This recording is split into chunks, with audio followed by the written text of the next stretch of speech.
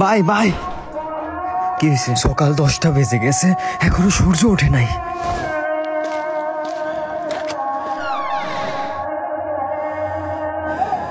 আসলে সূর্য ওঠে নাই।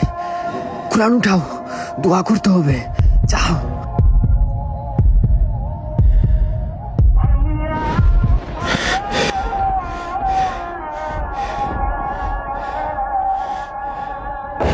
ইসরাফিল যখন সিংহায় ফু দিবে তখন সব ফেরেশতা নবী নিচে নেমে আসবে, সবাই চিৎকার করবে আর বলবে ইয়া নফসি নফসি, আমাকে বাঁচাও আমাকে বাঁচাও।